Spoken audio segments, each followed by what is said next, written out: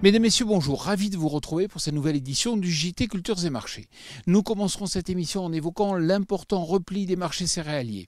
Nous parlerons ensuite des bonnes conditions de culture des maïs et des sojas aux États-Unis avant d'étudier les exportations ukrainiennes. Enfin, nous ferons un point sur les perspectives de production de canola au Canada.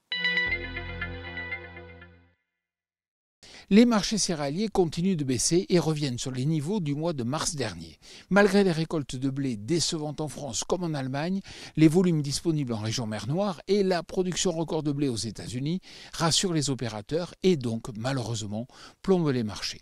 En plus, comme je vous en parlais la semaine dernière, la demande reste faible dans de nombreux pays importateurs. À cela s'ajoute l'arrivée imminente des volumes de maïs à travers l'hémisphère nord, avec des perspectives optimistes aux États-Unis et en France. Cependant, les incertitudes demeurent pour les productions de l'Est de l'Europe, notamment en Roumanie et en Ukraine.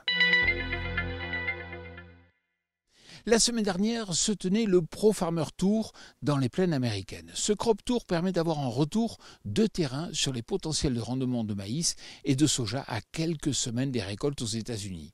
Si les résultats sont légèrement inférieurs aux perspectives de l'USDA, ce crop tour a confirmé les perspectives de production proches des records en maïs comme en soja. Les conditions climatiques seront donc à suivre jusqu'aux récoltes, mais l'arrivée de ces disponibilités explique en partie la baisse des cours ces dernières semaines.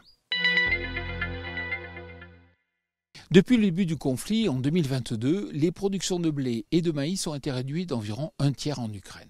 Après de nombreux mois de négociations, on vous en a parlé, les exports de céréales ont repris progressivement pour retrouver des niveaux similaires à ceux précédant le conflit. Mais depuis, entre une production limitée et l'accélération de l'exportation, les stocks de report deviennent de plus en plus faibles et cela est normal.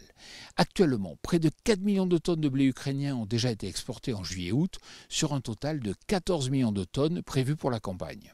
Les volumes disponibles seront donc moins importants dans les prochains mois, laissant place libre à d'autres origines comme la Russie, la Roumanie et bien sûr la France. 20 millions de tonnes, c'est la production de canola, pour le moment attendue au Canada, en 2024. Les quelques vagues de chaleur de l'été ne semblent pas avoir affecté significativement les cultures. Les récoltes débutent cette semaine dans la zone de production et les retours de rendement seront à suivre tout au long du mois de septembre. À l'heure où les besoins d'import s'annoncent importants en Europe, les volumes disponibles au Canada et en Australie seront donc déterminants pour l'évolution des cours du colza. Voilà, le JT Culture et Marché, c'est terminé. Je vous souhaite bien sûr une excellente semaine.